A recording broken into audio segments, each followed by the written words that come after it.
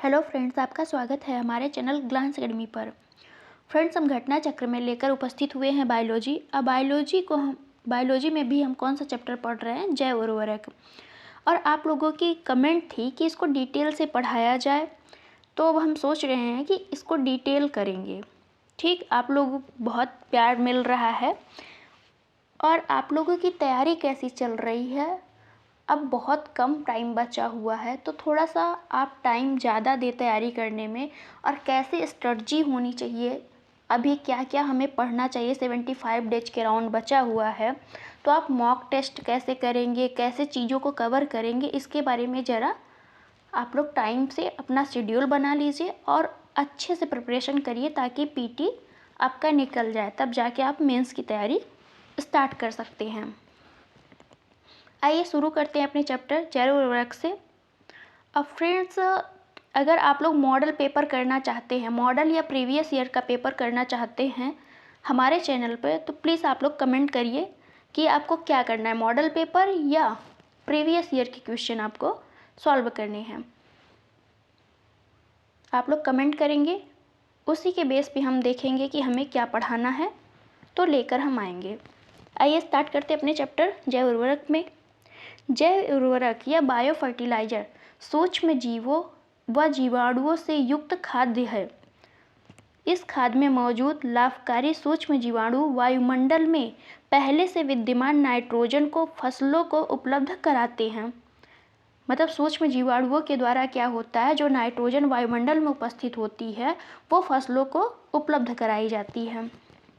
ये मिट्टी में मौजूद अघुलनशील फास्फोरस को जल में घुलनशील बनाकर पौधों को उपलब्ध कराते हैं।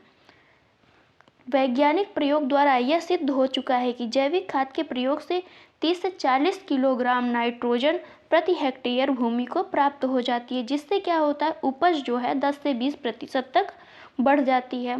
फास्फोबैक्टीरिया तथा माइकोराइजा नामक जैव उर्वरक के प्रयोग से खेत में फास्फोरस की उपलब्धता 20 से 30% तक बढ़ जाती है। जैविक खाद के प्रयोग से पर्यावरण सुरक्षित रहता है। इससे फसलों में मृदाजन्य रोग नहीं होते हैं तथा खेत में लाभकारी सूक्ष्म जीवों की संख्या बढ़ती है। अध्ययन की सुविधा से जैव उर्वरकों को निम्नलिखित 4 भागों में बांटा जा सकता है। अब ये 4 भाग कौन से बांटे जा रहे हैं, ये देखते हैं। नाइट्रोजन स्थिरीकरण करने वाले जैव उर्वरक कौन से जैव हैं जो नाइट्रोजन का स्थिरीकरण कर पौधों को उपलब्ध कराते हैं? राइजोबियम, एजोटोबैक्टर, एजोरोस्पिरिलम, एसेटोबैक्टर, नीलहरित शैवाल तथा एजोला, ये सभी नाइट्रोजन का स्थिरीकरण करते हैं।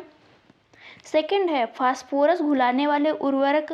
अब कौन से ऐसे तत्व हैं जो फास्फोरस को घुला देते हैं, जिससे क्या करते हैं, पौधों को मिलता है, तो पौधों में पोषक तत्व भरपूर मात्रा में होता है। Bacillus, Pseudomonas, Aspergillus. कंपोस्टिंग जो एक्सीलरेटर हैं, मतलब इनको हम कहते हैं अपघटक, जो कवक होते हैं वही होते हैं कंपोस्टिंग एक्सीलरेटर। सेलुलोटिक, ट्राइकोडर्मा, लिग्नोटिक और ह्यूमिकुला। चौथा है हमारा पौधों की वृद्धि को प्रोत्साहित करने वाले राइजोबैक्टीरिया स्यूडोमोनास की प्रजाति है। जो पौधों में वृद्धि को प्रोत्साहित करता है वो कौन सा राइजोबैक्टीरिया है? स्यूडोमोनास की एक प्रजाति है। नीलहरित शैवाल साइनोबैक्टीरिया। नीलहरित शैवाल को हम क्या कहते हैं? साइनोबैक्टीरिया एजोला का सहचारी है और इसे साथ में मिलाने से अच्छी उर्वरता प्राप्त होती है। नीलहरित शैवाल ब्लू ग्रीन एल्गी एक सूक्ष्म प्रोकैरियोटिक शैवाल होते हैं, जबकि एजोला एक जलीय फर्न है जिसकी पत्तियों की पृष्ठीय सतह पर पाई जाने वाली गुहिकाओं में रहने वाले साइनोबैक्टीरिया एनाबिना एजोली की मदद से यह नाइट्रोजन का स्थिरीकरण कर उपज की क्षमता में वृद्धि करते हैं।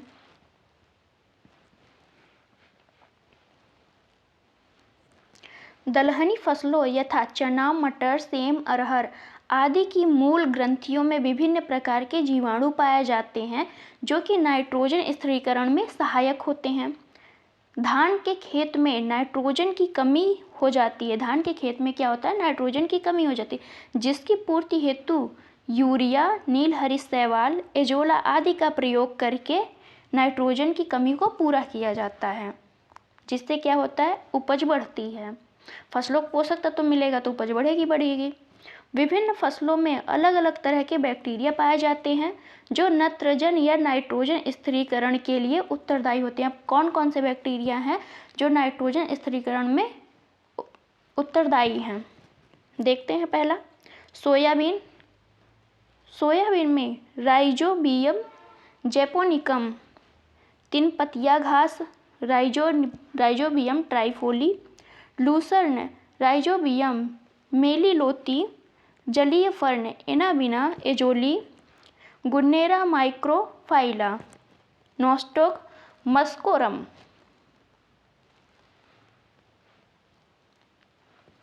अगला देखते हैं। दुधारू पशुओं पर किए गए प्रयोगों से ज्ञात होता है कि जब इन पशुओं को उनके दैनिक आहार के साथ 1.5 से 2 किलोग्राम एजोला प्रतिदिन दिया जाता है तो दुग्ध उत्पादन में 15 से 20% वृद्धि की जाती है। कंपोस्ट निर्माण के समय गड्ढों में अपशिष्ट पदार्थों की निम्नीकरण प्रक्रिया को केचुए व अन्य सूक्ष्म जीव जैसे कवक, जीवाणु आदि तेज करने में सहायक होते हैं, न कि धीमा करने में। कंपोस्ट का निर्माण करते हैं जब हम खाद को जब हम इकट्ठा करते हैं तो उसमें क्या होते हैं, बहुत सारे अपशिष्ट पदार्थ होते हैं जो इसका निम्नीकरण करते हैं, इसका विघटन करते हैं, जैसे केचुआ, अन्य सूक्ष्म जीव, कवक, जीवाणु, ये सारे क्या करते हैं, मिलके इनका विघटन करते हैं। आइए क्वेश्चन नंबर 1 देखते हैं। निम्नलिखित में से किन का उपयोग जैव उर्वरता के रूप में किया जाता है?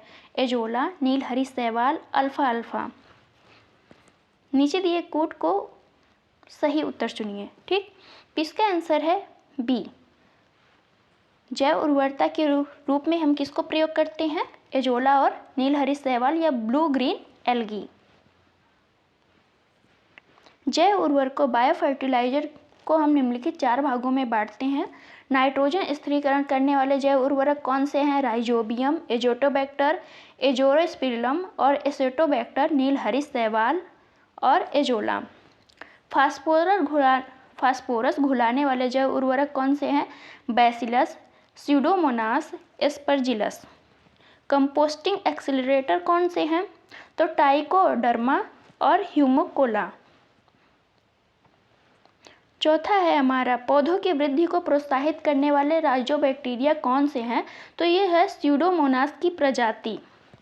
इस प्रकार नील हरी शैवाल या ब्लू ग्रीन एल्गी, एजोला जैव उर्वरक हैं, जबकि अल्फा अल्फा एक प्रकार का फलीदार पौधा होता है। क्वेश्चन नंबर 2 देखते हैं हम। निम्नलिखित में से कौन जैव उर्वरक के रूप में उपयोग होता है? राइजोबियम, नील हरी शैवाल, एजोला, उपरोक्त सभी। तो इसका आंसर है डी, उपरोक्त सभी में हम जैव उर्वरक के रूप में उपयोग करते हैं। क्वेश्चन नंबर 3 है, निम्नलिखित में से कौन एक जैव उर्वरक का स्रोत है? East, chlorella, azolla, mould. तो इसका आंसर है सी, एजोला जो है जैव उर्वरक का स्रोत है। क्वेश्चन नंबर 4 है, निम्नलिखित में से कौन एक जैविक उर्वरक है? Urea, 2,4-D, streptocycline, azolla. तो इसका आंसर है डी, एजोला। क्वेश्चन नंबर 5 है, निम्नलिखित में से कौन जैव उर्वरक के रूप में प्रयुक्त होता है? नीचे दिए गए कोड से सही उत्तर चुनिए। एजोला, नील हरी शैवाल, अल्फा अल्फा, नाइट्रोलीन। तो इसका आंसर आप जानते हैं क्या क्या है? फर्स्ट और सेकंड, यहाँ ऑप्शन नहीं है, इसलिए आप बस इतना जान लीजिए कि फर्स्ट और सेकंड इसके आंसर हैं जो जैव उर्वरक के रूप में प्रयोग होते हैं। आइए हम क्वेश्चन नंबर 6 देखते हैं। निम्न में से कौन सा एक नाइट्रोजन स्थिरीकरण करने वाले जीव नहीं है? Nostoc, Anabaena, Azotobacter, mycorrhiza. तो इसका आंसर है डी, माइकोराइजा जो है नाइट्रोजन स्थिरीकरण नहीं करता है, जबकि नोस्टोक, एनाबिना, एजेटोबैक्टर जो है ये सारे नाइट्रोजन स्थिरीकरण में भाग लेते हैं। नॉस्टॉक, एनाबिना, एजोटोबैक्टर नाइट्रोजन स्थिरीकरण करने वाले जीव हैं, जबकि माइकोराइजा नाइट्रोजन स्थिरीकरण नहीं करता है। माइकोराइजा उच्च वर्गीय पादपों की जड़ों एवं कवकों के बीच सहजीवी संबंध प्रदर्शित करता है। क्वेश्चन नंबर 7 है, नाइट्रोजन स्थिरीकरण जीवाणु किस पौधे के जड़ के साथ संयोजन करते हैं? दालें, चावल, गेहूं, गन्ना। तो इसका आंसर है ए, दालें।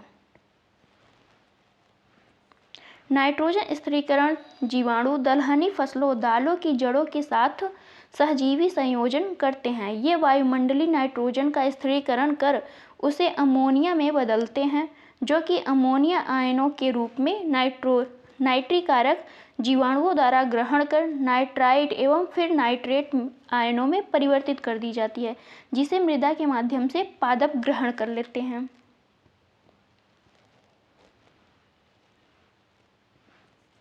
पौधे के द्वारा ली जाने वाली नत्रजन का रूप है, यानी नाइट्रोजन का क्या रूप है?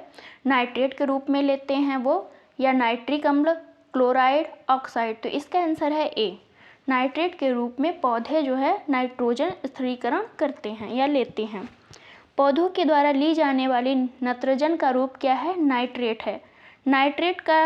नाइट्रेट नाइट्रोजन का वह रूप है जो पौधों की वृद्धि एवं विकास के लिए सर्वाधिक उपयोगी होता है। यह जल में आसानी से घुल जाता है। नाइट्रोजन जो है जल में आसानी से घुल जाता है।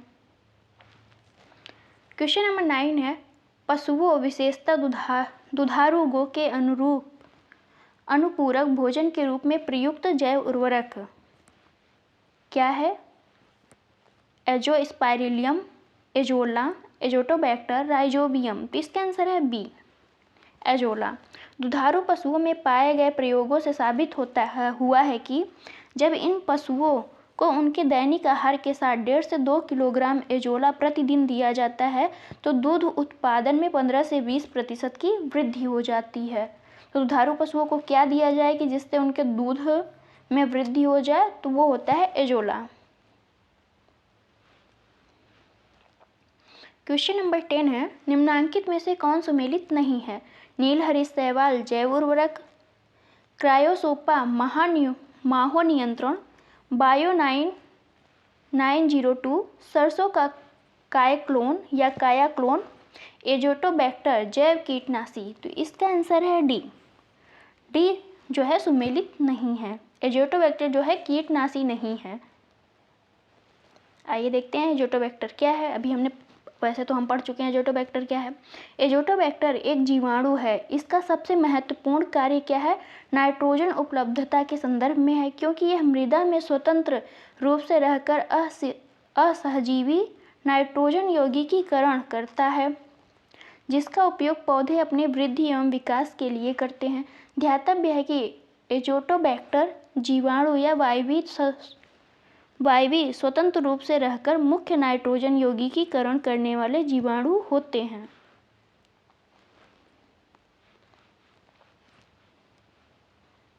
क्वेश्चन नंबर 11 है,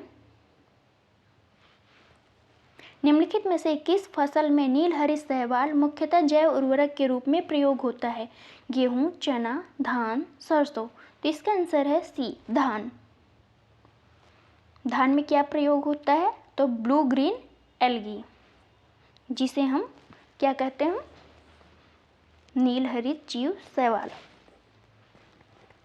विभिन्न फसलों में जैव उर्वरक या बायो फर्टिलाइजर के रूप में सूक्ष्म जीवों जैसे एजोटोबैक्टर, एजोस्पिरिलियम, राइजोबियम, नीलहरित शैवाल और फास्फेट सोलुबिलाइंग बैक्टीरिया का प्रयोग किया जाता है। ये सभी सूक्ष्म जीव विभिन्न प्रक्रियाओं यथा नाइट्रोजन निर्धारण, फास्फेट सोल्यूबिलाइजर एवं पौधे वृद्धि तत्वों के उत्पादन द्वारा पौधों के वर्धन को प्रोत्साहित करते हैं, यानी पौधों को बढ़ने में प्रोत्साहित करते हैं। नीलहरित शैवाल का उपयोग जैव उर्वरक के रूप में नत्रजन आपूर्ति या नाइट्रोजन आपूर्ति हेतु मुख्यतः धान की फसल में किया जाता है। क्वेश्चन नंबर 12 है, नील हरित शैवाल का उपयोग नत्रजन आपूर्ति हेतु किया जाता है। बाजरा को, मक्का को, धान को, गेहूं को। अभी हमने पढ़ा किसके लिए किया जाता है, तो धान के लिए किया जाता है, इसलिए इसका आंसर हो जाएगा सी। क्वेश्चन नंबर 13 है, निम्न के साथ मिलाने से एजोला का एक अच्छा उर्वरक होता है। नील हरित शैवाल, हड्डी का चूरा, गोबर, यूरिया। तो इसका आंसर है ए, नील हरित शैवाल। नील हरित शैवाल साइनोबैक्टीरिया, नील हरित शैवाल को साइनोबैक्टीरिया या ब्लू ग्रीन एल्गी एजोला का सहचारी है और इसे साथ में मिलाने से अच्छी उर्वरकता प्राप्त होती है। नील हरित शैवाल एक अति सूक्ष्म प्रोकैरियोटिक शैवाल होते हैं, जबकि एजोला एक जलीय फर्न है, एक्वाटिक फर्न है, जिसकी पत्तियों की पृष्ठीय सतह पर पाई जाने वाली गुहिकाओं में रहने वाले जीवाणु एनाविना एजोली की मदद से यह नाइट्रोजन स्थिरीकरण कर उपज की क्षमता में वृद्धि कर सहायक होते हैं। क्वेश्चन नंबर 14 है, एजोला बहुधा जैव उर्वरक के रूप में प्रयोग किया जाता है क्योंकि इसका सहचारी है नील हरित शैवाल, लाल शैवाल, फफूंद, मांस। तो इसके आंसर हो जाएगा ए, नील हरित शैवाल। क्वेश्चन नंबर 15 है, एजोला क्या है? एजोला एक जलीय फर्न है, इसलिए इसका आंसर हो जाएगा ए। क्वेश्चन नंबर 16 है, जलीय फर्न जिसे जैव उर्वरक के रूप में प्रयुक्त किया जाता है वह क्या है? Salvinia, azolla, Marsilea, Pteridium. तो इसका आंसर है बी, एजोला। एजोला को हम क्या कहते हैं? जलीय फर्न, जो एक जैव उर्वरक के रूप में प्रयोग किया जाता है। क्वेश्चन नंबर 17 है, निम्न में से कौन से सूक्ष्मजीवी जैव उर्वरक के रूप में प्रयोग होते हैं? साइनोबैक्टीरिया, प्रोटोजोआ, विषाणु, उपयुक्त में से कोई नहीं। तो नील हरित शैवाल को हम क्या कहते हैं? साइनोबैक्टीरिया, जो जैव उर्वरक के रूप में प्रयोग होते हैं, इसलिए इसका आंसर हो जाएगा ए। क्वेश्चन नंबर 18 है, निम्नलिखित में से कौन से सूक्ष्मजीव जैव उर्वरक के रूप में प्रयोग होते हैं? विषाणु, कवक, प्रोटोजोआ, साइनोबैक्टीरिया। तो इसका आंसर हो जाएगा डी, साइनोबैक्टीरिया। क्वेश्चन नंबर 19, फसल उत्पादन में नाइट्रोजन उपयोग क्षमता की वृद्धि की जा सकती है। फसल उत्पादन के लिए हम नाइट्रोजन का उपयोग कर उसकी क्षमता में वृद्धि कर सकते हैं। उर्वरक की मात्रा के बराबर प्रयोग द्वारा, नत्रजन अवरोधक के प्रयोग द्वारा, नत्रजन धीरे धीरे छोड़ने वाले उर्वरकों के प्रयोग के द्वारा, उपयुक्त में से सभी। तो इसका आंसर हो जाएगा डी, उपयुक्त में से सभी। एक्सप्लेनेशन देखते हैं। फसल उत्पादन में नाइट्रोजन उपयोग क्षमता, नाइट्रोजन यूज इफिशियंसी में वृद्धि, उर्वरक की मात्रा के बराबर प्रयोग और नत्रजन अवरोधक के प्रयोग से, नत्रजन धीरे धीरे छोड़ने वाले उर्वरकों के प्रयोग आदि के प्रयोग के द्वारा हम वृद्धि कर सकते हैं। क्वेश्चन नंबर 20 है, सोयाबीन में नत्रजन स्थिरीकरण या नाइट्रोजन फिक्सेशन के लिए जिम्मेदार बैक्टीरिया कौन है? राइजोबियम लेग्यूमिनोसरम,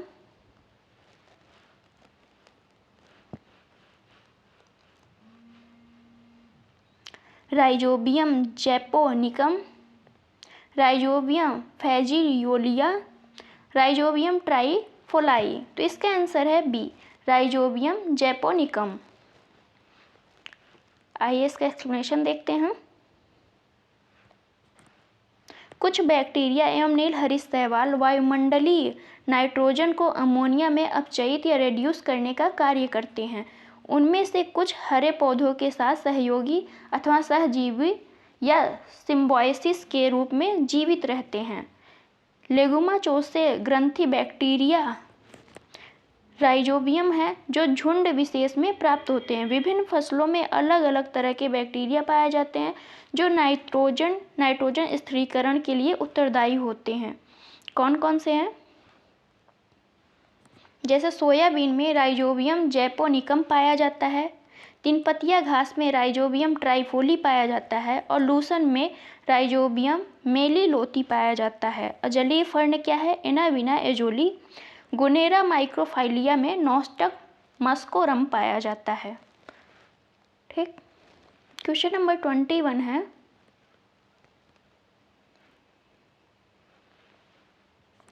खेती में बायोचार का क्या उपयोग होता है? बायोचार ऊर्ध्वाधर खेती में वृद्धि कर माध्यम के अंश के रूप में प्रयुक्त किया जा सकता है। जब बायोचार वृद्धि कर माध्यम के अंश के रूप में प्रयुक्त किया जाता है तो वह नाइट्रोजन यौगिकीकारी सूक्ष्म जीवों की वृद्धि को बढ़ावा देता है। जब बायोचार वृद्धि कर माध्यम के अंश के रूप में प्रयुक्त किया जाता है तब वह उस वृद्धि कर माध्यम की जल धारणा क्षमता को अधिक लंबे समय तक बनाए रखने में सहायक होता है। तो इसका आंसर है डी। तीनों ही कथन सही हैं। खेती में बायोचार का उपयोग हम किस तरीके से करेंगे, तो ये तीनों ही ऑप्शन सही हैं। आइए हम इसका एक्सप्लेनेशन देख लेते हैं।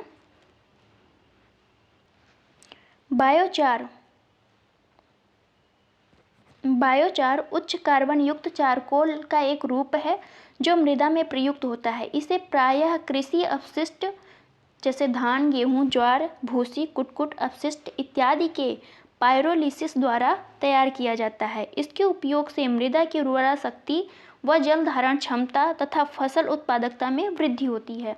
बायोचार पर्यावरण अनुकूल पदार्थ होता है तथा मृदा से ग्रीन हाउस गैसों के उत्सर्जन को कम करने में भी सहायक होता है।